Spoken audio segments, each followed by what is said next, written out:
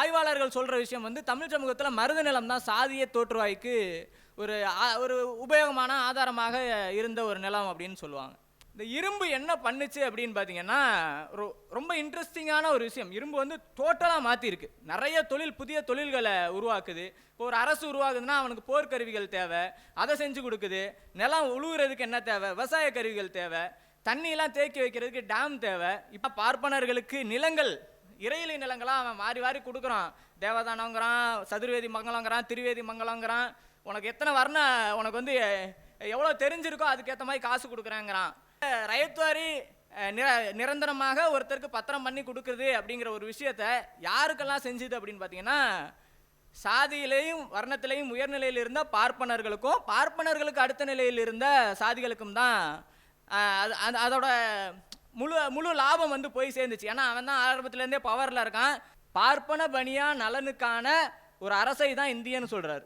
அந்த இந்தியத்துக்குள்ளே இருந்து வந்து நீ என்ன வேணாலும் ரிஃபார்ம் பண்ணலாம், ஆனால் சாதியை ஒழிக்க முடியாது. இப்போ வரைக்கும் நம்ம ரிஃபார்ம் தான் பண்ணிக்கிட்டு இருக்கோம், சாதியை ஒழிக்க முடியல. ஏன்னா நம்ம இந்தியத்துக்குள்ளே இருந்து இதை பண்ணிக்கிட்டு இருக்கோம். ஒவ்வொரு சாதிக்குரிய அட்வர்டைஸ்மெண்ட்டையும் பாருங்கள். மேட்ரிமோனியில் வந்து ஒவ்வொரு சாதிக்கும் அந்த சாதி எதை தங்களோட பண்பாக குறிப்பிடுதோ அந்த வடிவத்தில் தான் அந்த அட்வர்டைஸ்மெண்ட் இருக்கும். நீங்கள் கொங்கு மேட்ரிமோனின்னு இருக்கும், அது பார்த்தீங்கன்னா அந்த பண்பாடு கலாச்சாரம் நம்ம வந்து இப்படி இருக்கும் அந்த மாதிரி ஒரு சாயலில் பேசுவாங்க அந்த ஆடில். ஒவ்வொரு சாதியும் தங்களை எதை வச்சு முன்னிறுத்திக்கிறாங்களோ அந்த மாதிரியே அவன் டிசைன் பண்ணியிருப்பான் அந்த அட்வர்டைஸ்மெண்ட்டை. நம்ம கொங்கு பகுதியில் இருக்கக்கூடிய பெரும்பான்மை சாதியோட ஒரு பேஜ், அதில் வந்து ஒரு ஆடு பார்த்தேன். என்னன்னா சுயம்வரம் சம்பந்தமான ஒரு ஆடு. ஒரு இது மாதிரி வந்து சுயம்வரம் வைக்கிறோம் அப்படின்னு சொல்லி போட்டிருக்காங்க. அந்த சுயம்வரம் நடந்த அன்னைக்கு வந்து அதில் ஒரு வருத்தமான பதிவு போடுறாங்க.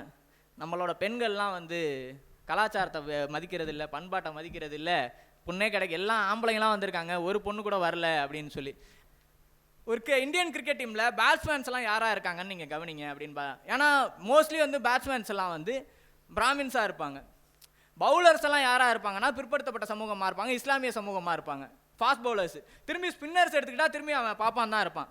ஸோ இதுக்கு என்ன அவர் காரணமாக சொல்கிறாருன்னா, உடல் உழைப்பை அதிகமாக செலுத்த வேண்டிய, ஸ்டாமினா அதிகம் வேண்டிய இடத்துலலாம் பாப்பான் வேலை செய்யலை, ஓடணும் அப்படிங்கிற இடத்துலலாம் வேலை செய்யலை. இன்னொரு விஷயத்தை அவர் அட்ரஸ் பண்ணுறாரு, அன்டச்சபிலிட்டியை ப்ராக்டிஸ் பண்ணுறதுக்கு கண்டினியூஸாக அவனுக்கு கிரிக்கெட் மாதிரி வேறு ஸ்போர்ட்ஸ் கிடையாது அப்படின்னு சொல்கிறாங்க. 2 நாள் பயிலரங்கத்திற்கு வந்திருக்க எல்லா தோழர்களுக்கும் என்னுடைய மாலை வணக்கத்தை தெரிவிச்சுக்கிறேன். குறிப்பாக தொடக்கத்தில் பொய்ச்சலாளர் அவர்களோட உரை, அப்புறம் கக்காஷி பெரிய சம்பவமாக பண்ணிட்டு போயிருக்காரு. ஸோ ரொம்ப முக்கியமான, ரொம்ப அர்த்தமுள்ளதாக இந்த 2 பேச்சுமே இருந்துச்சு அப்படின்னு நினைக்கிறேன். ஸோ குறைஞ்சபட்சம் அதை தொடர்றதுக்கான ஒரு முயற்சியை நான் செய்கிறேன். எல்லாம் தூங்கல இல்லையே இல்லை, எனக்கு தூக்கம் வரும். ஒரு அட்ரஸ் பண்ணிக்குவேன், எனக்கு தூக்கம் வருதுன்னா எல்லாரும் தூங்கிட்டு இருக்காங்க அப்படின்னு சொல்லி. ரைட்.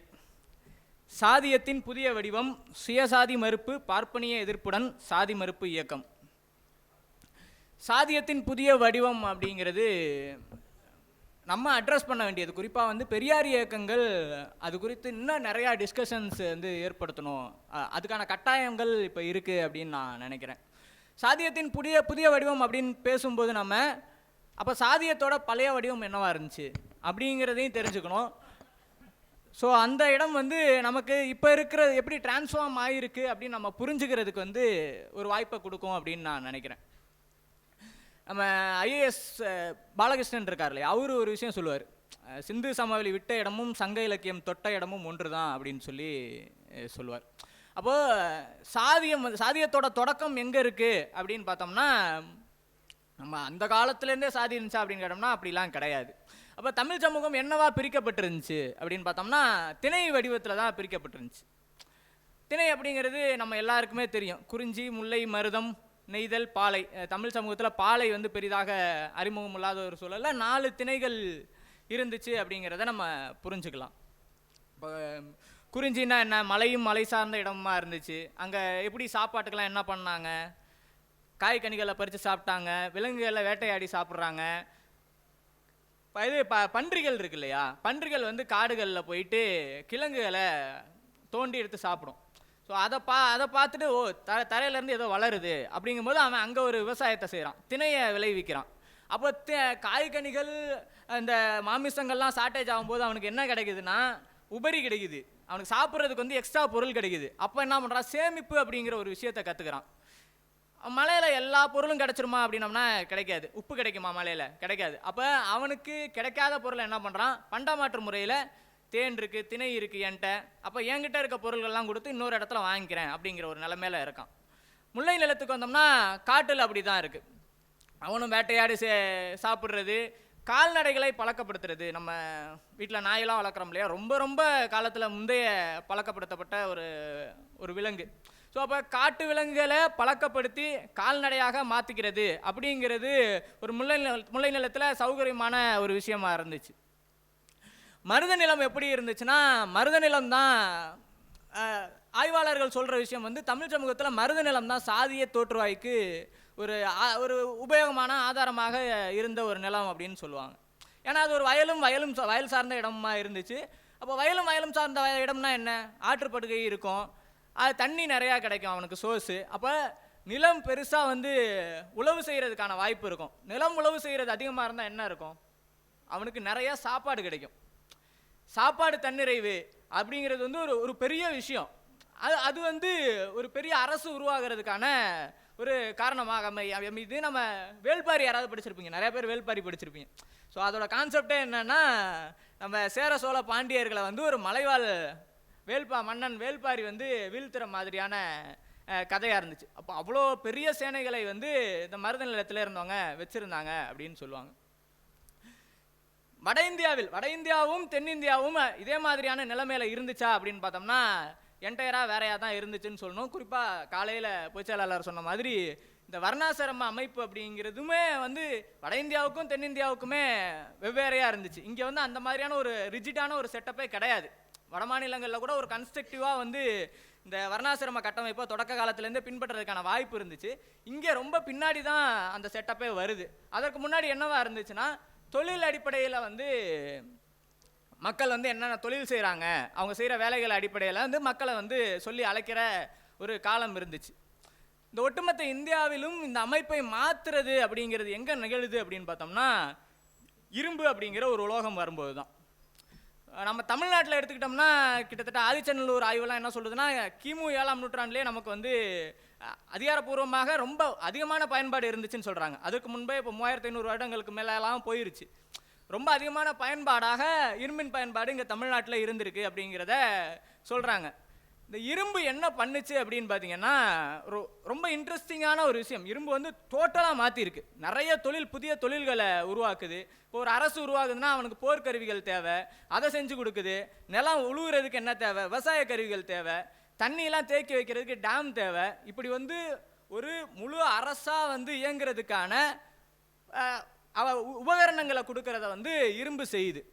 ஸோ இரும்பு அப்படிங்கிறது வந்து லிட்ரலி என்ன பண்ணுதுன்னா, இன்னும் பல தொழில் அடிப்படையிலான பல பிரிவுகளை உருவாக்குது. தச்சர்கள் உருவாகிறாங்க, கொல்லர்கள் உருவாகிறாங்க. அப்போ அந்த இரும்பை பயன்படுத்தி என்னென்ன வேலைகள் செய்கிறாங்களோ அவங்கெல்லாம் ஒவ்வொரு பிரிவாக உருவாகிறதுக்கான ஒரு வாய்ப்பை வந்து இந்த இரும்பு ஏற்படுத்தி கொடுக்குது அப்படின்னு நம்ம சொல்லலாம்.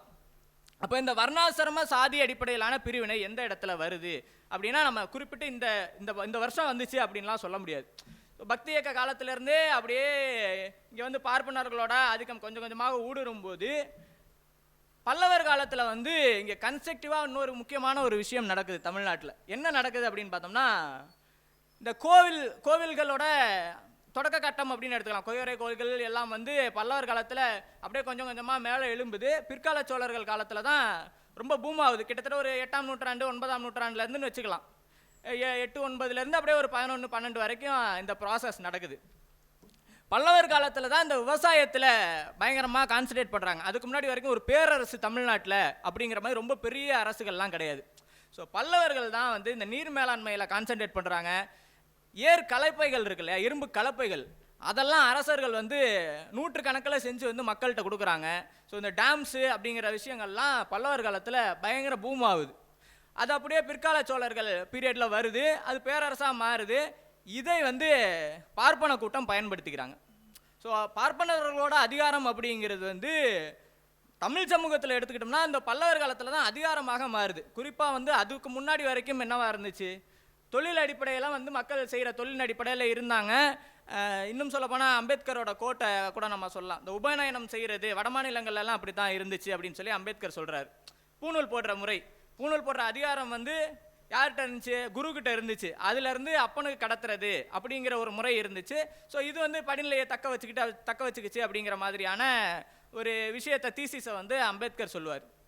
இந்த மாதிரி வர்ணாசிரம அடிப்படையிலான ஒரு சிஸ்டமேட்டிக்கான ஒரு விஷயங்கள் நடக்கிறது, பார்ப்பனர்களுக்கு அதிகாரம் வந்து நேரடியாக அவங்க இங்கே கண்ட்ரோல் பண்ணுற இடத்துக்கு வர்றது அப்படிங்கிறது வந்து பல்லவர் காலத்தில் தொடங்கி சோழர்கள் காலத்தில் தான் பயங்கர ரிஜிட் ஆகுது. நம்ம ஆள்களுக்கு வந்து ஒரு வியாதி இருக்குது.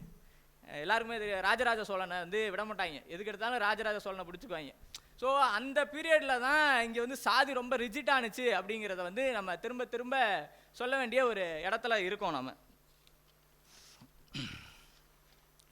பல்லவர் காலத்துலேருந்து சோழர் காலத்துக்கு மாறும்போது இங்கே இன்னொரு முக்கியமான மாற்றம் நடக்குது. என்ன நடக்குது அப்படின்னு பார்த்தீங்கன்னா, கோவிலும் நிலமும் சாதியும் வந்து ஒருங்கிணைஞ்ச ஒரு செயல்பாடாக மாறுது.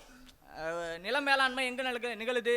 கோயிலில் தான் நிகழுது. கோயில் தான் வந்து உபரி கிடைக்கக்கூடிய உணவு நெல் தானியங்களை வந்து மெயின்டைன் பண்ணுற ஒரு வேலையை செய்கிறாங்க. இந்த கோயில்களை வந்து அந்த பீரியடில் கரெக்டாக பார்ப்பனர்களின் வசம் போகுது. பார்ப்பனர்கள் வந்து வர்ணாசிரம அடிப்படையில் அங்கே இந்த பீரியடில் சாதி வந்து வர்ணாசிரம அடிப்படையில் மாறுறதா இருக்கட்டும், கோவில்களை பிடிக்கிறதா இருக்கட்டும். ஸோ இது ரெண்டுமே என்ன பண்ணுதுன்னா, கிட்டத்தட்ட அரசர்களே அவர்கள் கட்டுப்பாட்டில் இருக்கிற மாதிரியான ஒரு நிலைக்கு வந்து பார்ப்பனர்கள் வந்து ஒரு கண்ட்ரோலை எடுத்துக்கிற ஒரு சூழலுக்கு வர்றாங்க. கிட்டத்தட்ட அதுக்கப்புறம் இந்த மாலிகபூர் படையெடுப்பு அந்த மாதிரியான விஷயங்கள் தாண்டி இன்னும் பெரிய பூம் ஆகிறது விஜயநகர பேரரசு பீரியடில். முழுக்க அவன் சங்கியாக தான் இருக்கான். பிற்கால சோழர்களை தாண்டி ஒரு பெரிய சங்கியாக இருந்தது வந்து விஜயநகர பேரரசு.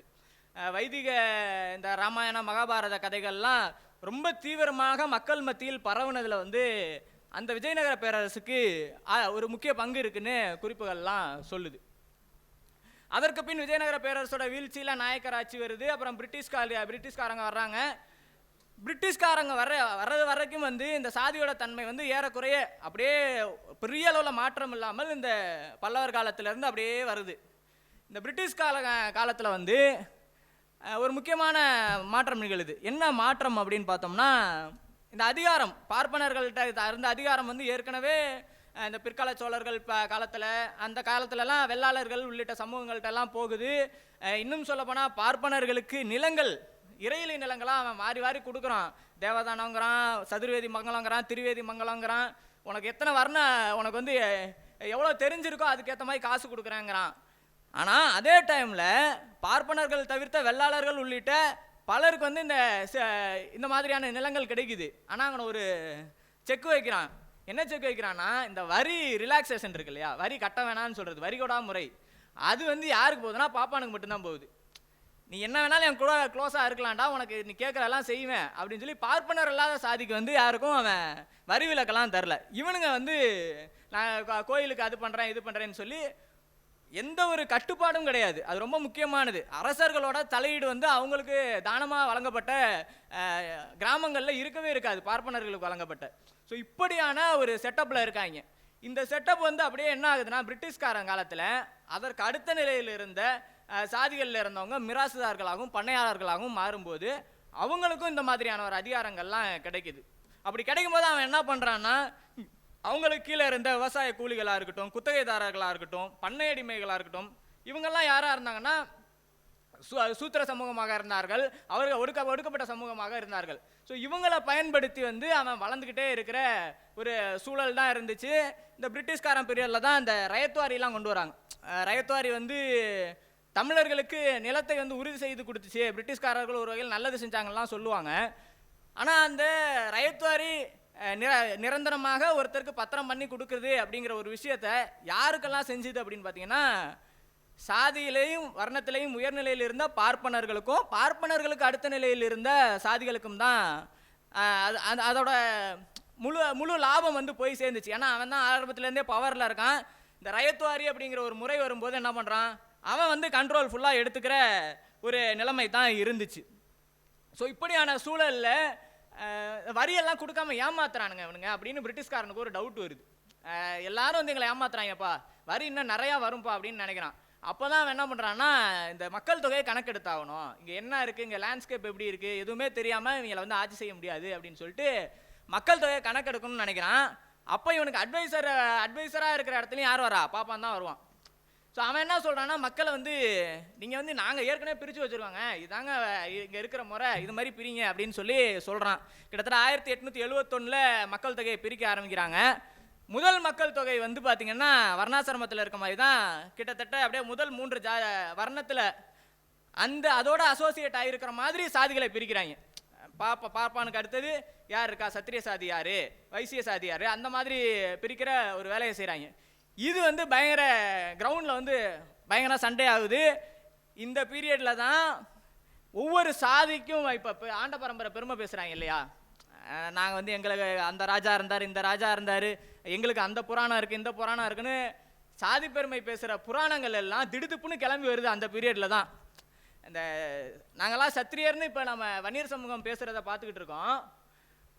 இவங்க நாடார் சமூகமும் நாங்கள் சத்திரியர்னு சொல்லி பயங்கரமான சண்டையை போட்டிருக்காங்க அந்த பீரியடில். ஸோ இப்படி வந்து சாதிகளுக்குள்ளே இந்த மாதிரி பிரச்சனை வருது. என்ன பண்ணுறானுங்க, அப்புறம் இது சுத்தப்படாது, இப்படியே இருந்துச்சுன்னா நம்மளால் ஒரு ஸ்டேபிளான ஒரு கவர்னன்ஸுக்கு கொண்டு போக முடியாது அப்படின்னு அடுத்த 10 வருஷம் கழிச்சு அடுத்த மக்கள் தொகை கணக்கெடுப்பு. இதெல்லாம் எதுவுமே வேணாயா, பேசாமல் அகர வரிசை இப்படி போயிடுவோம், ஆனால் அவன் அப்படி எவன் சாதி இருக்கானோ எல்லா சாதியையும் சேர்த்து வைப்போம் அப்படிங்கிற ஒரு இடத்துக்கு போகிறான். இதில் மெட்ராஸ் ராஜதானியில் மட்டும் கிட்டத்தட்ட 8896 சாதியை பதிவு பண்ணுறான். நீ என்ன சாதி சொல்கிறியோ உன்னை பதிவு பண்ணிக்கிறேன், அது கிராஸ் கொஸ்டினே கிடையாது அப்படிங்கிற மாதிரி. பாருங்கள், கிட்டத்தட்ட 9000 சாதியோட எண்ணிக்கையே அவ்வளோ பதிவு பண்ணியிருக்கான். இப்படி வந்து ஒவ்வொரு முறையும் இப்படி மாறி மாறி மாறி மாறி இவன் பதிவு பண்ணிட்டு 1931 வந்து ஓரளவு எல்லாரையும் சமாதானப்படுத்துகிற மாதிரியான ஒரு நிலைக்கு பிரிட்டிஷ்காரன் வரான். கிட்டத்தட்ட எல்லாருக்குமே இந்த மாதிரி நீங்கள் கேட்குறத நான் பண்ணிடுறேன்ப்பா, நீங்கள் எங்கே விரும்புகிறீங்களோ அந்த இடத்துல கொடுத்துட்றேன் அப்படிங்கிற மாதிரியான ஒரு இடத்துக்கு வந்துடுறான். இந்த பீரியடில் ஒரு விஷயம் இருக்குது என்னன்னா, இப்போ நாடார் சமூகமோ வன்னியர் சமூகமோ தங்களை சத்திரியர்னு கிளைம் பண்ணிக்கும் போது அயோத்திதாச பண்டிதர் மட்டும் என்ன பண்ணுறாருன்னா, நாங்கள் வந்து இந்துக்கள் கிடையாது, பூர்வ பௌத்தர்கள் அப்படிங்கிற ஒரு ஸ்டேட்மெண்ட்டை வைக்கிறார். அந்த காலத்தில் அது நமக்கு சந்தேகமே இல்லாத ஒரு ரெவல்யூஷனரியான ஒரு ஸ்டேட்மெண்ட்டு. நமக்கு அந்த இந்திரதேச சரித்திரம் கதையில் வந்து நிறையா முரண்பாடுகள் இருக்கலாம், அதையெல்லாம் தாண்டி வந்து இந்து மதத்துக்கு வெளியே தனக்கான ஒரு இடத்தை அந்த காலகட்டத்தில் தேடினது அப்படிங்கிறது வந்து அயோத்திதாசரோட ஒரு முக்கியமான ஒரு ரெவல்யூஷனரி பாயிண்ட்டு. ஸோ அதற்கு பின்பு தான் நம்ம நீதி கட்சி, அதுக்கப்புறம் பெரியார், இதெல்லாம் அவங்களோட பாயிண்ட் ஆஃப் வியூலாம் பார்க்குறோம். ஸோ இந்த நீதி கட்சி பீரியட்லேருந்து சாதியை புரிந்து கொள்ளல், சாதியை எப்படி அணுகுனாங்க அப்படிங்கிறது கொஞ்சம் மாறுது. அது வந்து என்னவா மாறுதுன்னா, ரெப்ரசன்டேஷன் அடிப்படையிலான ஒரு விஷயமாக மாறுது. எங்களுக்கான உரிமை இல்லை, எங்களை தாழ்த்தி வச்சிருக்க, எங்களுக்கான சரியான உரிமையை கொடு அப்படிங்கிற ஒரு குரல் வந்து தமிழ்நாட்டில் மிக வீரியமாக எழுது. நீதி கட்சி அதைத்தான் பேசுது. பெரியாரும் அதை வந்து குறிப்பிட்டு வந்து பேசுகிறாரு. பெரியார் இதுக்குள்ளே ஒரு கான்ஃப்ளிக்டான ஒரு விஷயத்தை அட்ரஸ் பண்ணுறாரு. என்னென்னா, நீதி கட்சி வந்து ரெப்ரசன்டேஷனை கேட்கும்போது பெரியார் அதுக்குள்ளேயே வந்து சூத்திரப்பட்ட மொழியாமல் பறையன்பட்ட மொழியாதுங்கிற ஒரு விஷயத்தை பேசுகிறார். பாப்பான் வந்து நமக்கு பொதுவான எதிரி தான், அதுக்காக நீ உனக்கு கீழே இருக்கவனை உனக்கு கீழே ஒருத்தன் இருக்கான்னு சொல்லி இன்னொருத்தனை அடிமைப்படுத்துறது அப்படிங்கிறது சரியாக இருக்காது அப்படிங்கிற அதுக்குள்ளே இருக்க ஒரு நுண்ணிய ஒரு விஷயத்தை எடுத்து வச்சு பேசுகிறார். பெரியாருக்கு வந்து சாதி குறித்த பார்வை என்னவா இருந்துச்சு அப்படிங்கிறது ரொம்ப முக்கியம். அவரோட ஸ்டேட்மெண்ட்டாகவே எடுத்துக்கலாம். இந்தியத்தில் இருந்து வந்து பெரியாருக்கு வந்து சாதியை ஒழிக்க முடியாது அப்படிங்கிற ஒரு தீர்க்கமான ஒரு பார்வை இருந்துச்சு. பெரியார் வந்து இந்தியம்னு எதை சொல்கிறாரு, பார்ப்பன பனியா நலனுக்கான ஒரு அரசை தான் இந்தியன்னு சொல்கிறாரு. அந்த இந்தியத்துக்குள்ளே இருந்து வந்து நீ என்ன வேணாலும் ரிஃபார்ம் பண்ணலாம், ஆனால் சாதியை ஒழிக்க முடியாது. இப்போ வரைக்கும் நம்ம ரிஃபார்ம் தான் பண்ணிக்கிட்டு இருக்கோம், சாதியை ஒழிக்க முடியல, ஏன்னா நம்ம இந்தியத்துக்குள்ளே இருந்து இதை பண்ணிக்கிட்டு இருக்கோம். ஸோ இதை வந்து ரொம்ப பர்டிகுலராக சொன்னவர் அதை தான் சொல்கிறாரு, எனக்கு ஒரு கிராம அளவுக்குள்ளே நிலம் கொடுத்தா கூட, தனியாக கொடுத்தா கூட இந்தியாவிலிருந்து பிரித்து நான் வந்து சாதியை ஒழிச்சிருவேன் அப்படிங்கிற ஒரு விஷயம். இது ஏன் இவ்வளோ முக்கியமானது அப்படிங்கிறத பார்க்கணும். ஏன்னா நம்ம பிரிட்டிஷ் காலத்துலலாம் எடுத்துக்கிட்டோம்னா, சுதந்திர போராட்டம் நடந்துக்கிட்டு இருக்குன்னா அதில் வந்து காங்கிரஸில் வந்து நிறைய பனியாக்களோட ஆதிக்கம் அதிகமாக இருந்துச்சு, பெரிய பெரிய தொழிலதிபர்களோட ஆதிக்கம் அதிகமாக இருந்துச்சு. பார்ப்பனர்கள் எந்த அளவுக்கு இன்ஃப்ளூயன்ஸ் பண்ணாங்களோ, பிர்லா மாதிரியான ஆட்கள் பயங்கரமாக இன்ஃப்ளூயன்ஸ் பண்ணாங்க. பிர்லா, சிங்கானியா குரூப்லாம் வந்து இந்த வேர்ல்டு வார்லெல்லாம் அவங்களுக்கு வந்து ஒரு தனி லாபம் சம்பாரிச்சாங்க. இந்த உலகப் போர் நடக்கும் போதெல்லாம் அவங்களுக்கு இங்கேருந்து பொருள் ரா மெட்டீரியல் பொருள் அனுப்புறது, ஸோ இந்த மாதிரி வந்து அந்த பனியா கும்பல் வந்து தனியாக சம்பாரிச்சுக்கிட்டு இருந்துச்சு. ஸோ இது வந்து கம்ப்ளீட்டாக வந்து பார்ப்பன பனியா நலனுக்கான ஒரு அரசு, அதுதான் இங்கே இந்தியமாக இருக்குது அப்படிங்கிறத வந்து பெரியார் அளவுக்கு இல்லை, பெரியார் மட்டும்தான் அதை வந்து அட்ரஸ் பண்ணார். வேறு இந்தியாவில் எடுத்துக்கிட்டிங்கன்னா எந்த தலைவருமே இந்த ஒரு விஷயத்தை அட்ரஸ் பண்ணலை. ஸோ இது வந்து ஒரு முக்கியமான ஒரு பாயிண்ட்டாக நான் பார்க்குறேன். இரண்டாவது வந்து பெரியார் வந்து சாதிய சங்கங்களை அணுகின விதம் இருக்கு இல்லையா, அது ரொம்ப முக்கியமான ஒரு விஷயம். ஏன்னா ஒரு இப்போ சாதி சங்கங்கள் என்னவா இருக்கு அப்படிங்கிறதுலேருந்து நம்ம பெரியாரோட செயல்பாடுகளை பார்த்தோம்னா நமக்கு புரியும். ஒவ்வொரு சாதி சங்கங்களோட மாநாடுகள்லையும் போயிட்டு அந்த சாதியோட இழிவை பேசுகிறார். நீ வந்து சூத்திரனாக இருக்கிற, நீ வந்து சூத்திரனுக்கும் கீழாக இருக்கிற, நீ சாதி பெருமை பேசுறதுனால உனக்கு ஒன்றும் வராது, உனக்கு கீழே ஒருத்தன் இருக்கான்னு நீ நினச்சின்னா உனக்கு மேலே ஒருத்தன் இருக்கான் அப்படிங்கிறத வந்து ஒவ்வொரு மேடைகள்லையும் பேசுகிறார். ஸோ இது ரொம்ப முக்கியமானது. இப்போ வந்து எல்லாருமே சொல்லுவாங்க பெரியார் வந்து பாப்பானை மட்டும் கை காமிச்சிட்டு வந்து பிற்படுத்தப்பட்டவர்களுக்கு வந்து ஆதரவு கொடுத்தாரு, பிற்படுத்தப்பட்டவர்களின் தலைவராக தான் பெரியார் இருந்தார்னு. பெரியார் அப்படி இல்லை. நிஜத்தில் ஒவ்வொரு சாதி சங்க மாநாடுகள்லையும் போய் பேசியிருக்காரு. நீ பண்ணுறது தப்பு, உனக்கு கீழே எவனும் இல்லை, நீ வந்து மோசமான ஒரு செயலை செய்கிற அப்படிங்கிறத வந்து பெரியார் வந்து டீனோட் பண்ணிக்கிட்டே இருந்தார். பெரியாருக்கு அப்புறம் அப்படின்னு வந்தோம்னா தான் இப்போ தான் நம்ம டாபிக்குள்ளே வரோம் அப்படின்னு வச்சுக்கலாம். நவீன காலத்தையே சாதி அப்படிங்கிற இடத்துக்கு வரலாம். பெரியார் காலத்திலேயே இந்த நிலப்பிரபுத்துவத்தன்மை அப்படிங்கிறது வந்து முழுக்க வந்து ஒரு கிராமமயமாக இருந்துச்சு. அப்போ என்னவா இருந்துச்சு, சாதி இறுக்கமாக இருந்துச்சு. அந்த சாதி இறுக்கம் என்னவா எதனால் கட்டிப்பட்டு இருந்துச்சு அப்படின்னு பார்த்தோம்னா இங்கே கலாச்சாரம் பண்பாடுன்னு சொல்லப்பட்ட விஷயங்களால் இருந்துச்சு. சுயசாதிக்குள்ளே தான் திருமணம் நடக்கும், அதுதான் திருமண முறையாக இருந்துச்சு. அம்பேத்கர் சொல்கிறாருல்ல, இந்தியாவில் சாதிகள் புத்தகத்தில் ரொம்ப தெளிவாகவே அதை டீகோட் பண்ணி சொல்லியிருப்பார். சுயசாதி திருமணம் அப்படிங்கிறது வந்து பார்ப்பனர்கள் வந்து அந்த சாதிக்குள்ளே இருந்து வெளியில் போய் கல்யாணம் பண்ணிக்கக்கூடாது, ஒருத்தன் போய் கல்யாணம் பண்ணி அந்த சிஸ்டத்தை உடச்சிடக்கூடாது அப்படிங்கிறதுக்காக கண்டுபிடிச்ச ஒரு முறை. அதுக்குள்ளே இருந்துக்கிட்டு தான் அவங்க வந்து கதவை அடைச்சிக்கிட்டாங்க அப்படிங்கிற ஒரு தீசிஸை வந்து அம்பேத்கர் முன் வைப்பார். இதை நம்ம இன்றைக்கும் பொருத்தி பார்க்கலாம். ஏன் சுயசாதிக்குள்ளே கல்யாணம் பண்ணுறான், சொந்தம் விட்டு போயிடக்கூடாது, நாளைக்கு வந்து நம்ம சாதியிலேருந்து வெளில போயிட்டா சாதியோட ஸ்ட்ரக்சர் உடஞ்சிருங்கிறது சாதாரணமாக ஒவ்வொருத்தனுக்கும் தெரியுது. இந்த மாதிரியான ஒரு இறுக்கமான சூழ்நிலை தான் பெரியார் இருந்த காலத்தில் ஏன்னா அது முழுக்க நகரமயமாக்கல் நிகழாத ஒரு காலகட்டமாக இருந்தது. அது மட்டும் இல்லாமல் இந்த சாதி சடங்குகள் இருக்கு இல்லையா, சாதியை ஒட்டிய சடங்குகள், இதெல்லாம் வந்து சாதியை வந்து அதை விட்டு விலகினா வந்து ரொம்ப மூர்க்கமான தாக்குதல் நடக்கும் அப்படிங்கிற மாதிரியான ஒரு பயமுறுத்தல்களை கொடுத்துக்கிட்டே தான் இருந்துச்சு. ஆணவ கொலைகள் இன்னைக்கு நேற்று நடக்குதா அப்படின்னு கேட்டோம்னா இன்னைக்கு நேற்று தான் பதிவு பண்ணுறாங்க. ஸோ பதிவு பண்ணாமல் காலங்காலமாக இது ரொம்ப ரிஜிட்டாக இருந்துக்கிட்டு இருந்த ஒரு விஷயமா இருந்துச்சு. இதில் நவீன காலத்தில் இது என்னவாக மாறுது அப்படிங்கிறது ரொம்ப முக்கியமான ஒரு விஷயம். ஏன்னா உலகமயமாக்கல் வந்து நிறைய விஷயங்களை பண்ணுச்சுங்க.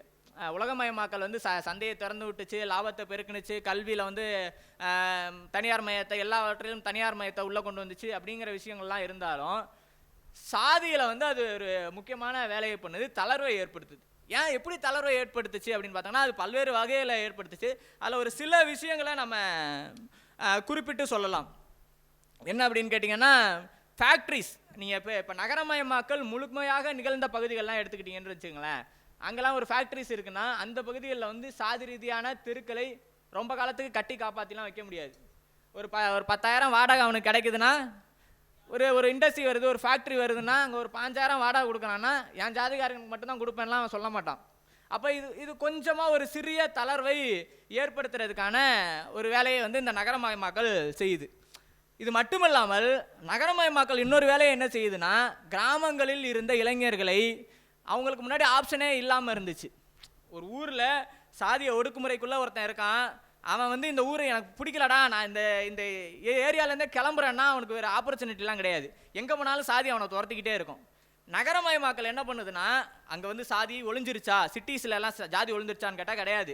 ஆனால் அவனுக்கு வந்து ஊர் பேர் தெரியாத ஒரு ஏரியாவுக்கு போய் கொஞ்சம் ரிலாக்ஸேஷனாக இருக்கலாம் அப்படிங்கிற மாதிரியான ஒரு பாதையை ஏற்படுத்துது. அப்போ இளைஞர்கள் கல்வி வேலை வாய்ப்புக்கு வந்து அந்த சாதி இறுக்கம் நிறைந்த அந்த கிராமங்கள்லேருந்து வெளியில் போய் வேலை பார்க்கறதுக்கான, நகரங்களுக்கு செல்றதுக்கான ஒரு வாய்ப்பை ஏற்படுத்தி கொடுக்குது.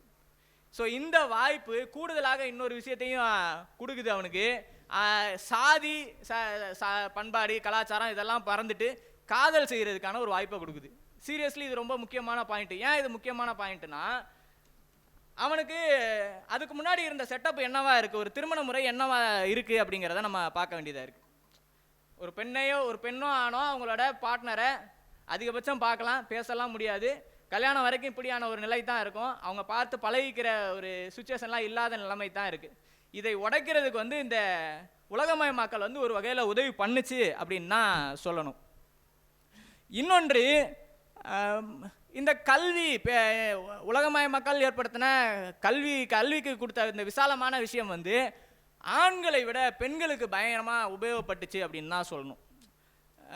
நாங்கள் ஒரு டிஸ்கஷனில் இதெல்லாம் பேசும்போது ஒரு ஃப்ரெண்டு ஒருத்தர் சொன்ன ஒரு விஷயம் ரொம்ப உண்மையான விஷயமாகவும் கூட எனக்கு பட்டுச்சு. இந்த கல்வி அப்படிங்கிறது வந்து கடந்த 2 தலைமுறைகளில் ஆண்களுக்கு வந்து அது சிந்தனை அளவில் பெரிய மாறுபாட்டை கொடுத்துச்சானா கிடையாது. ஆனால் பெண்களுக்கு வந்து நிறைய புது எக்ஸ்போசரை கொடுக்குது. அவங்களுக்கு நிறைய புது விஷயங்களை அது வரைக்கும் இவங்க காட்டாமல் வச்சுருந்த பல விஷயங்களை கொடுக்கும்போது அவங்களுக்கு வந்து ஒரு இண்டிபெண்டன்ஸ் அப்படிங்கிற ஒரு சுதந்திரம் அப்படிங்கிற ஒரு விஷயம் குறித்து நிறைய பார்வை கிடைக்குது. அப்போ வந்து அவங்க திருமணம் மட்டும் இல்லை, அவங்களோட ஒவ்வொரு முடிவுகள்லையும் குடும்பங்கள் எடுக்கக்கூடிய முடிவுகளில் வந்து இவங்க வந்து அதுக்கு அகேன்ஸ்டாக நிற்கிறாங்க. இது திருமணத்துலேயும் போகுது. இப்போ வந்து சாதி ஆணவ படுகொலைகள் குறிப்பாக நிறைய ரிஜிஸ்டர் செய்யப்படுது, நிறைய நடக்கிற மாதிரி தோணுதுன்னா அதுக்கு இதுவும் காரணம். ஒரு விஷயம் வந்து அப்படியே அங்கங்கே அப்படியே இருக்கும் அப்படின்னா எந்த பிரச்சனையும் இருக்காது. ஆனால் சாதி வந்து அப்படி இருந்தால் அது ரொம்ப மோசமான ஒரு நிலையில் இருக்குது. சமூகம் வந்து ஜனநாயக பூர்வமான ஒரு விவாதம் எழாத ஒரு சமூகமாக இருக்குது அப்படின்னு தான் நம்ம புரிஞ்சுக்க முடியும். அந்த இடத்துல வந்து அப்படியான நிலையிலிருந்து அங்கே எதிர்ப்பு குரல்கள் வருது. ஆணவ கொலை நிகழ்வு இல்லையா, சாதி மறுப்பு திருமணங்களை செய்கிறவங்க, அது வந்து அந்த எதிர்ப்பு குரலால் வர்றது.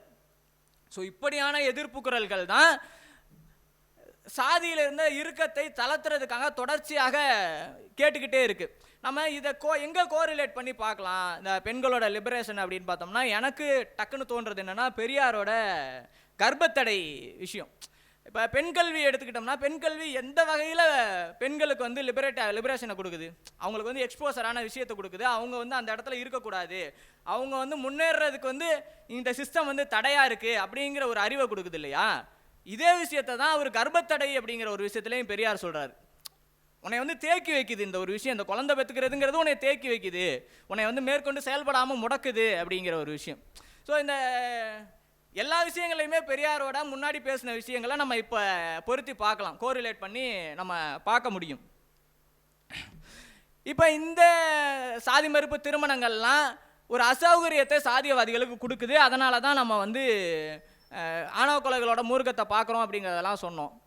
இதில் இன்னொரு விஷயத்தை பார்க்க வேண்டியது என்னன்னா, இவங்க இந்த விஷயத்தை ஏற்றுக்க முடியாமல் என்ன பண்ணுவாங்கன்னா, பொருளாதார ரீதியாக தாக்குதல்களை ஏற்படுத்துதல் அப்படின்னு போவாங்க. நீங்கள் வட மாவட்டங்களில் ஏற்பட்ட தாக்குதல்களை பார்க்குறோம், தென் மாவட்டங்கள்லையும் பார்க்குறோம். இப்போ வந்து ஒரு தலித் பையன் வந்து ஒரு நான் தலித் பொண்ணை வந்து காதலிச்சிட்டான், திருமணம் செஞ்சுட்டான்னா என்ன பண்ணுவாங்கன்னா, போய் கிராமத்தையே சூறையாடுவானுங்க. அவங்களுக்கு அந்த பையனை அடிக்கிறதோ உதைக்கிறதோ மட்டும் விஷயம் கிடையாது, அந்த உனக்கு எப்படி அந்த தைரியம் வந்துச்சு அப்படிங்கிறது தான் உனக்கு விஷயமா இருக்குது. அப்போ உனக்கு வீடு இருக்குது சொந்தமாக, நீ ட்ராவல் பண்ணுற, எனக்கு சமமாக பைக்கில் உட்காந்து வர, அப்போ அந்த பைக்கை காலி பண்ணணும், உன்ட்ட நிலம் இருக்குது, நிலத்தை சேதப்படுத்துவேன். அப்போ தலித்துகளோட பொருளாதாரத்தை சேதப்படுத்துதல், சிதைத்தல் அப்படிங்கிற ஒரு இடத்த இது வந்து ஒரு கையாலாகாத தனமாக தான் மாறிடுச்சு. சாதியவாதிகள் கையில் இருந்த இறுக்கம் வந்து பல்வேறு வகைகளில் தளரும் போது அவன் என்ன பண்ணுறான்னா, தன்னோட கையாலாகாத தனத்தை வெளிப்படுத்துறதை வந்து இப்படி தான் வெளிப்படுத்துகிறான். தலித்துகளோட பொருளாதாரத்தை சிதைக்கிறதன் மூலமாக அவன் வந்து அதை வெளிப்படுத்திக்கிட்டு இருக்கான். இன்னும் அடுத்ததாக வந்து பார்த்திங்கன்னா, இந்த ஆணவ கொலைகளை இந்த சுயசாதியிலேருந்து வேறு இடத்துக்கு போய் கல்யாணம் பண்ணுறது இதெல்லாம் நகரமயமாக்கல் ஒரு சில சலசலப்பை ஏற்படுத்துதுங்கும் போது சாதியவாதிகள் அதுக்கு எவால்வ் ஆகிடுறானுங்க. அவங்க அடுத்தது போகிற இடம் எதுன்னு பார்த்தீங்கன்னா மேட்ரிமோனி. ஒவ்வொரு சாதிக்கும் வந்து இந்த சிஸ்டம் வந்து நகரமயமான சூழலில் வந்து கொஞ்சம் ரிஜிடாக இல்லையா, தளர்வாக இருக்கா, அப்போ அங்கே ஒரு கேட்டை போடுறா, அவங்களுக்கு ஒரு வாய்ப்பை ஏற்படுத்தி கொடுக்கணும். அவன் தனியாக இருக்கிறதுனால தானே ஏதோ ஒரு பொண்ணை கல்யாணம் பண்ணுறான், ஏதோ ஒரு பையனை கல்யாணம் பண்ணுறான். அங்கே வந்து இவனுக்கு வந்து இல்லை, நம்ம சாதி ஆட்கள், நம்ம ஆட்கள் இருக்காங்க இங்கே அப்படின்னு காட்டணும். அப்படிங்கிறதுக்கான நீ அவங்கள போய் அப்ரோச் பண்ணலாங்கிறதுக்கான ஒரு விஷயத்தை வந்து முதலாளித்துவம் ரொம்ப ஈஸியாகவே ஏற்படுத்தி கொடுத்துருக்கு இந்த மேட்ரிமோனி மூலமாக. குறிப்பாக நீங்கள் இந்த ஆடெல்லாம் பார்த்தீங்கன்னா நல்லாவே தெரியும். ஒவ்வொரு சாதிக்குரிய அட்வர்டைஸ்மெண்ட்டையும் பாருங்கள். மேட்ரிமோனியில் வந்து ஒவ்வொரு சாதிக்கும் அந்த சாதி எதை தங்களோட பண்பாக குறிப்பிடுதோ அந்த வடிவத்தில் தான் அந்த அட்வர்டைஸ்மெண்ட் இருக்கும். நீங்கள் கொங்கு மேட்ரிமோனின்னு இருக்கும், அது பார்த்தீங்கன்னா அந்த பண்பாடு கலாச்சாரம் நம்ம வந்து இப்படி இருக்கும் அந்த மாதிரி ஒரு சாயலில் பேசுவாங்க அந்த ஆடில். ஒவ்வொரு சாதியும் தங்களை எதை வச்சு முன்னிறுத்திக்கிறாங்களோ அந்த மாதிரியே அவன் டிசைன் பண்ணியிருப்பான் அந்த அட்வர்டைஸ்மெண்ட்டை. ஒவ்வொரு சாதியும் என்னவா தங்களை அட்ரஸ் பண்ணிக்கிறாங்களோ அந்த விஷயத்தை முன்னிறுத்தி பண்ணக்கூடிய ஒரு வேலைகள் வந்து இருக்குது. நம்ம இந்த மேட்ரிமோனியை வந்து ரொம்ப சாதாரணமாகலாம் எடுத்துட முடியாது, ரொம்ப சாதாரணமாக எடுத்துக்க முடியாது. ஏன்னா இது ஒரு லாங் டேர்மில் சாதியவாதிகளுக்கு வந்து இந்த சாதியிலேருந்து விலகி போகிறாங்க, இவங்க விலகிடுவாங்கன்னு நினைக்கிறவங்களுக்கு வந்து அந்த பாசிபிலிட்டியை கொடுக்கக்கூடாதுன்னு நினைக்கிற மாதிரியான ஒரு ரூட்டை வந்து இந்த மேட்ரிமோனியெல்லாம் கொடுக்குது. இந்த மேட்ரிமோனி விஷயத்துக்கு வருவோம். இந்த மேட்ரிமோனியில் பார்த்தாலும் இன்றைக்கி வந்து நிறையா பார்த்துருப்பீங்க. இந்த கல்யாணம் ஆகிறது அப்படிங்கிறது ஆண்களுக்கு குறிப்பாக பெரிய சிக்கலாக இருக்கும். ஒரு 10-15 வருடங்களுக்கு முன்பு வரைக்கும் வந்து ஆண்கள் டிமாண்ட் பண்ணுற இடத்துல இருந்தாங்க. இப்போ இந்த பெண்கல்வி, பெண்களுக்கான வேலை, அவங்களுக்கு இருக்க புரிதல், அதெல்லாம் வந்து பெண்களை டிமாண்ட் பண்ணுற இடத்துக்கு கொண்டு வந்துருச்சு. நான் ஒரு 5-6 வருஷம் இருக்கும், அப்போ வந்து ஃபேஸ்புக்கில் நம்ம கொங்கு பகுதியில் இருக்கக்கூடிய பெரும்பான்மை சாதியோட ஒரு பேஜ், அதில் வந்து ஒரு ஆடு பார்த்தேன். என்னன்னா சுயம்வரம் சம்பந்தமான ஒரு ஆடு. ஒரு இது மாதிரி வந்து சுயம்வரம் வைக்கணும் அப்படின்னு சொல்லி போட்டிருக்காங்க. அந்த சுயம்வரம் நடந்த அன்னைக்கு வந்து அதில் ஒரு வருத்தமான பதிவு போடுறாங்க. நம்மளோட பெண்கள்லாம் வந்து கலாச்சாரத்தை மதிக்கிறது இல்லை, பண்பாட்டை மதிக்கிறது இல்லை, பொண்ணே கிடைக்க எல்லாம் ஆம்பளைங்களாம் வந்திருக்காங்க, ஒரு பொண்ணு கூட வரல அப்படின்னு சொல்லி. அவங்க போட்டிருக்க ஃபோட்டோலலாம் பார்த்தீங்கன்னா ஒரு 35 வயசில் வெள்ளை வேஷ்டி வெள்ளை சட்டையில் செயின்லாம் நிறையா போட்டுக்கிட்டு வர்றவன் தான் மாப்பிள்ளையாக இருக்கான். அப்படி வந்தால் இன்றைக்கி படிச்சிருக்க பொண்ணு யார் வந்து ரெடியாக வந்து கல்யாணம் பண்ணிக்குவா? ஸோ இந்த பெண் கல்வி அப்படிங்கிறது ஏற்படுத்தின தாக்கமும் ஆண்களுக்கு வந்து அது ஏற்படுத்தின விஷயம் வந்து ஈக்குவலாக இல்லை. அவன் அப்படியே தேங்கிட்டான் 2 தலைமுறை.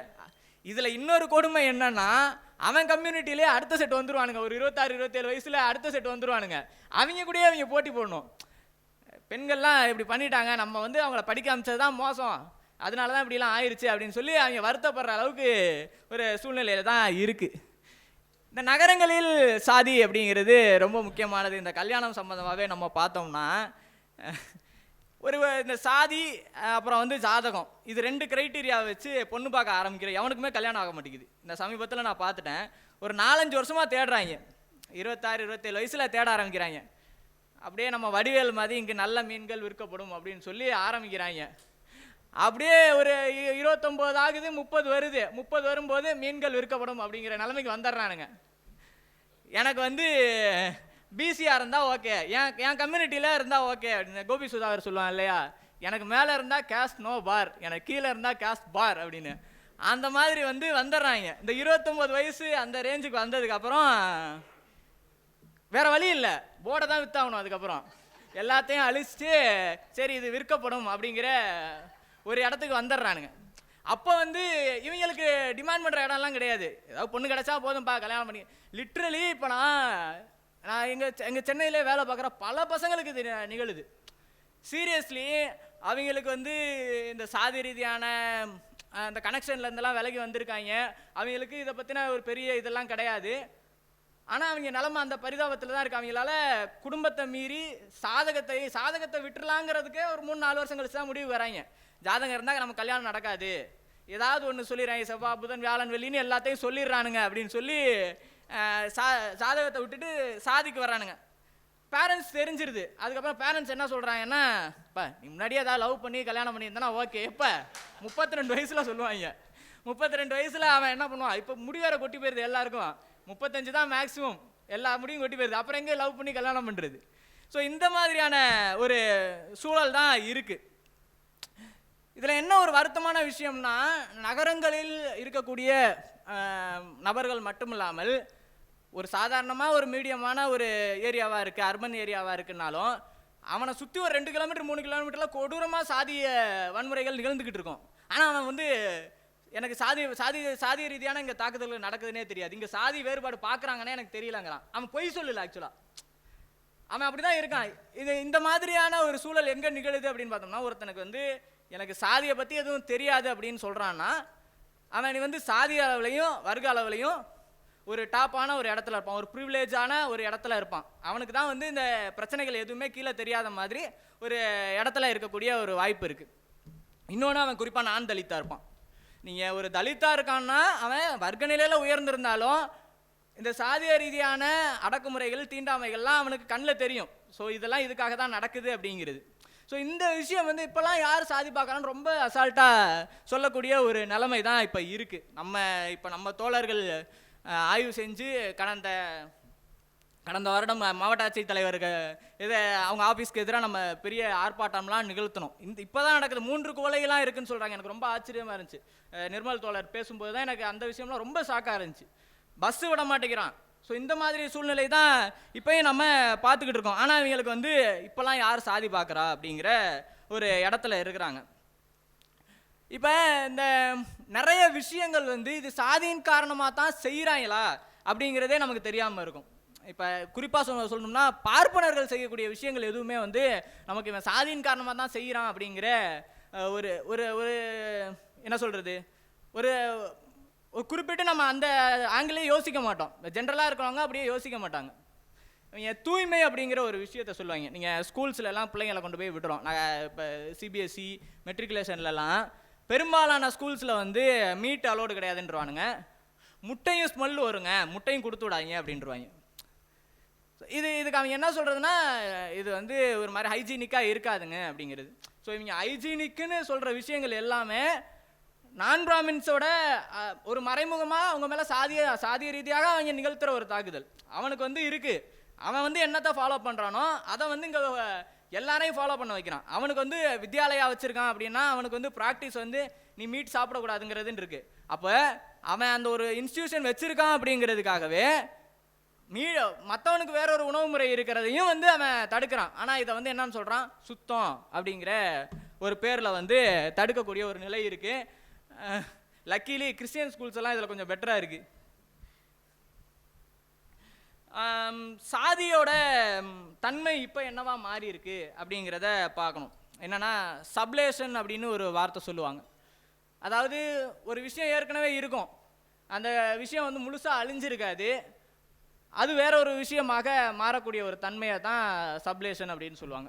இங்கே வந்து சாதியை வந்து நகரமயமாக்கல் உலகமயமாக்கல் வந்து அழிக்கலை. அதில் இருந்த கூறுகள் நிறையா வந்து தாக்குதலுக்கு உள்ளாக இருக்குது. பெரியார் இயக்கங்கள், திராவிட இயக்கங்கள் பெரியாரோட ஒரு தீவிரமான தொடர்ச்சியான தாக்குதல்னால அது ஆட்டம் கண்டு போயிருக்கு.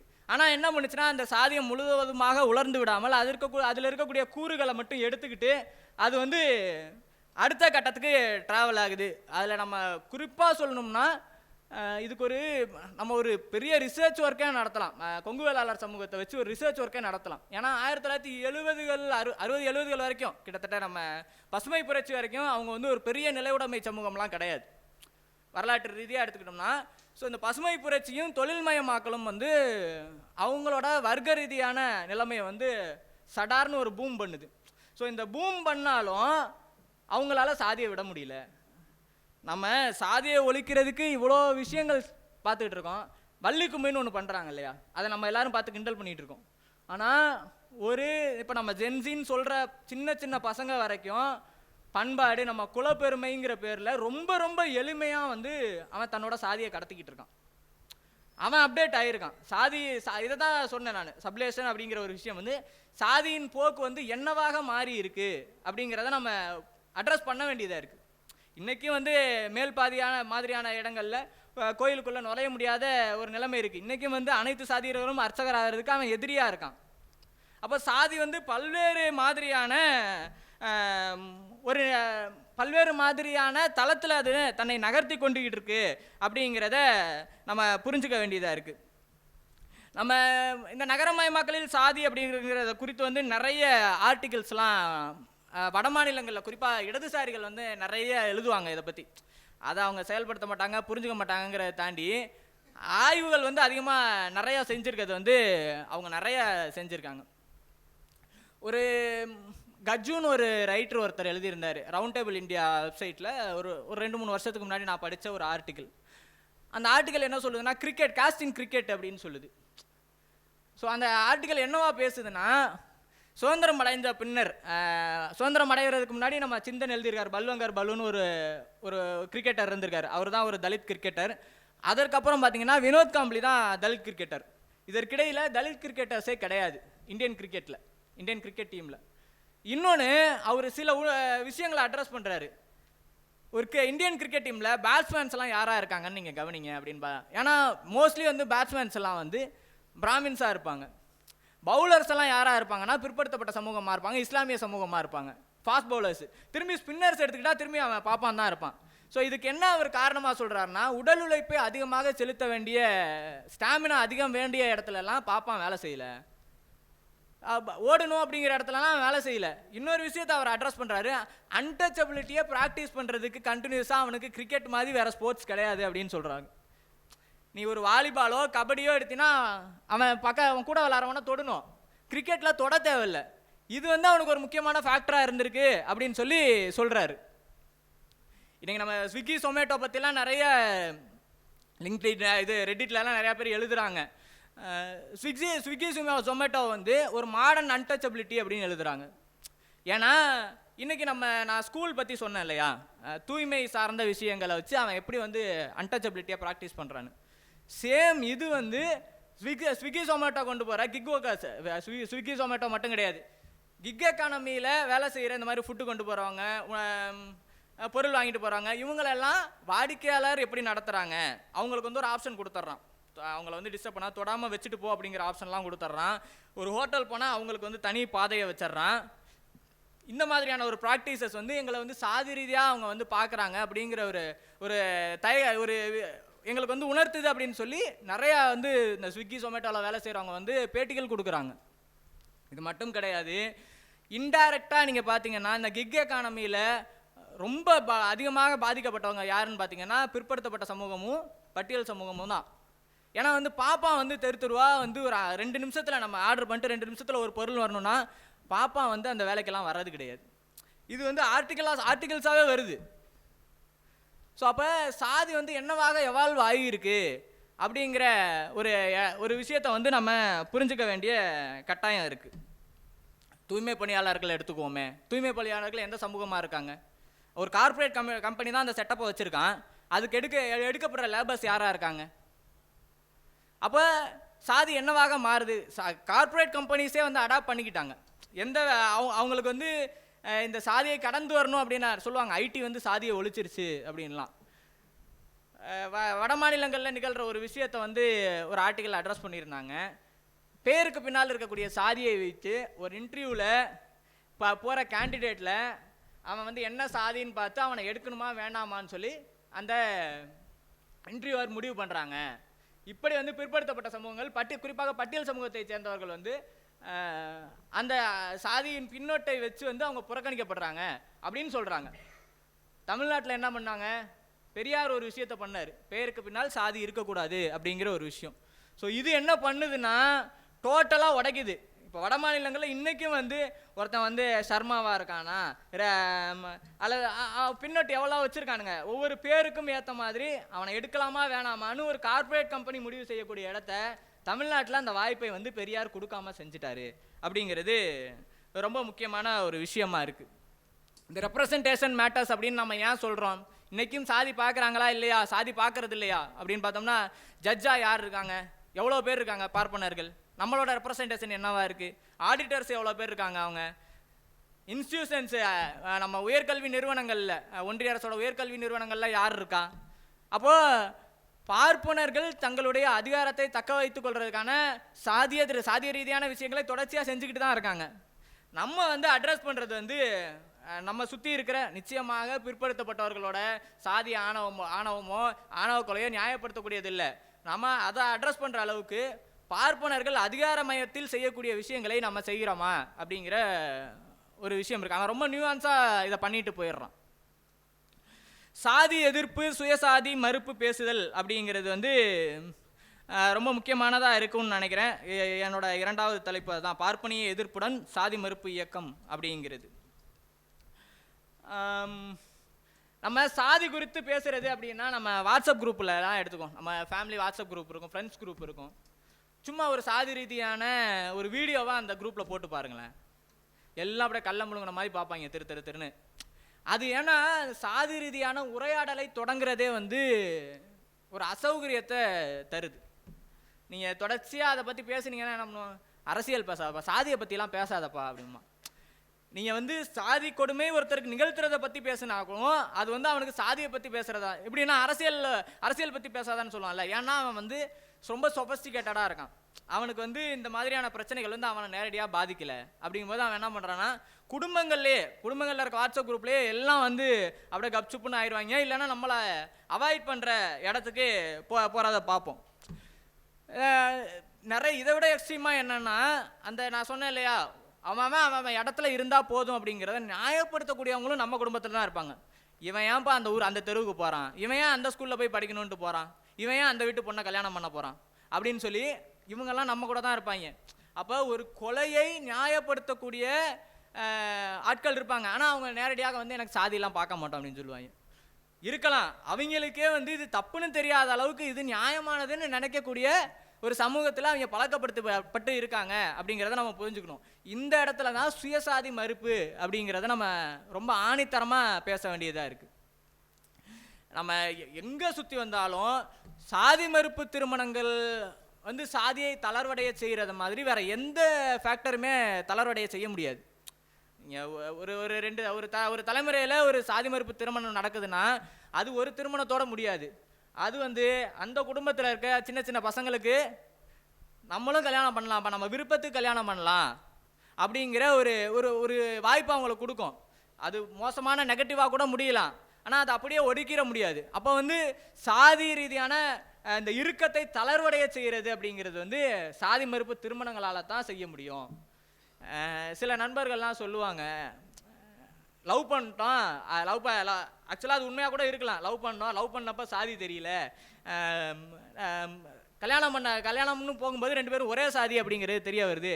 இப்போ எல்லாரும் எங்களை கிண்டல் பண்ணுறாங்க, ஒரே சாதியில் கல்யாணம் பண்ணிட்டியாடா அப்படின்னு. நான் தோழர்களுக்கே சொல்கிறேன், அதெல்லாம் பார்க்காதீங்க.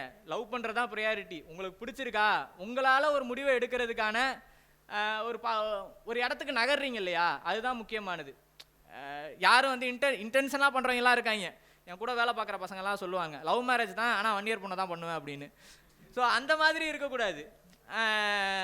அது மாதிரி இல்லாமல் நாம் வந்து நம்ம விருப்பத்தின் பேரில், அது எந்த சமூகமாக சுயசாதியாக இருந்தால் கூட உங்கள்கிட்ட ஒரு எண்ணம் இருக்குல்ல, அது நாளைக்கு உங்கள் பிள்ளைங்களுக்கு வந்து எந்த பயமும் இல்லாமல் அவங்க விருப்பத்துக்கு வந்து இணையரை தேர்ந்தெடுக்கிறதுக்கான ஒரு வாய்ப்பை உருவாக்கி கொடுக்கும். ஸோ அந்த விஷயத்தெல்லாம் பெரியாரிஸ்ட்டு அப்படின்னா நான் வேறு சாதியில் கல்யாணம் பண்ணால் மட்டும்தான் அப்படின்லாம் கட்டாயம் கிடையாது. வேறு சாதியில் கட்டாயம் நம்ம தான் அதை மாற்றணும் அப்படிங்கிறதுல மாற்று கருத்து கிடையாது. ஆனால் சுயசாதி மறுப்பா காதல் திருமணமா அப்படின்னு கேட்டோம்னா காதல் திருமணத்துக்கு தான் நம்ம வந்து முதல் உரிமையை கொடுக்க வேண்டியதாக இருக்குது. ஏன்னா அதுதான் அடுத்தடுத்த தலைமுறைக்கான ஒரு ஜனநாயக பண்பை வளர்த்து கொடுக்கக்கூடிய ஒரு விஷயமாக இருக்கும். நம்ம தோழர்கள் மாவட்டங்களுக்கு ஆயிரக்கணக்கான திருமணங்களை பண்ணிக்கிட்டு இருக்காங்க. இப்போ தான் இடதுசாரிகள் வந்து நாங்கள் 50வது திருமணம் பண்ணிட்டோம், 100வது திருமணம் பண்ணிட்டோன்னு ரெக்கார்டு வச்சுட்டு இருக்காங்க. நம்ம வரவேற்கிறோம். இடதுசாரிகள் வந்து இந்த விஷயங்களில் கவனம் செலுத்தணும். ஏன்னா சாதியை ஒழிக்கிறதுக்கான கூறுகளை வந்து தொகுதிகளாக பக்கமாக எழுதி தள்ளி இருக்கிறார்கள். இது வந்து ரொம்ப எளிமையான ஒரு விஷயம். இதில் அவங்க செயல்பட்டுக்கிட்டும் இருக்காங்க. அவங்க செயல்படலை, இப்போ தான் செயல்படுறாங்க அப்படின்லாம் நம்ம அக்யூசேஷன் வைக்க முடியாது. செயல்படுறாங்க. அதை வந்து இப்போ வந்து ஒரு ஃபேக்டராக வச்சு வந்து அவங்க வந்து முன்னோக்கி நகர்றது அப்படிங்கிறது வந்து வரவேற்கத்தக்க ஒரு விஷயமாக நான் பார்க்குறேன். ஸோ இந்த டிஸ்டர்ப் பண்ணுறது அப்படிங்கிறது டிஸ்டர்ப் பண்ணணும். அதுதான் நம்ம குடும்பங்களை டிஸ்டர்ப் பண்ணணும். டிஸ்டர்ப் பண்ணாமல் இருந்தோம்னா இந்த சாதியம் அப்படியே தான் இருக்கும். இவர் திரும்ப கூட ஒரு பேட்டியில் கூட சொல்லியிருப்பார், இந்த சிஸ்டம் இப்படியே இருக்கிறது அப்படிங்கிறது தான் விரும்புகிறாங்க சாதியவாதிகள் அப்படின்னு. பரமசிவன் சொல்லுவார், ஒற்றைத்துவம் அப்படிங்கிறது வந்து ஃபாசிசம், பன்மைத்துவம் தான் ஜனநாயகம். அப்படின்னா இவன் சாதி அப்படிங்கிறத வந்து ஒரு ஒற்றைத்துவமாக கொண்டு போகிறான். நீ வந்து வேற எங்கேயும் உனக்கு வேற வழியே கிடையாது, இந்த கட்டியிருக்க கயிறுக்குள்ளேயே இதுக்குள்ளேயே நீ வரணும் அப்படிங்கிறான். இதை எதிர்த்து பெரியார் இயக்கங்கள் தான் முன்னெடுக்கும், பெரியார் இயக்கங்கள் தான் போராட்டத்தை நிகழ்த்தும், பெரியாரியவாதிகள் தான் இதற்கு எதிரான வேலைகளை செய்ய வேண்டும் அப்படிங்கிறத நான் கேட்டுக்கிறேன். லவ் பண்ணுங்க, லைஃப் நல்லா இருக்கும்.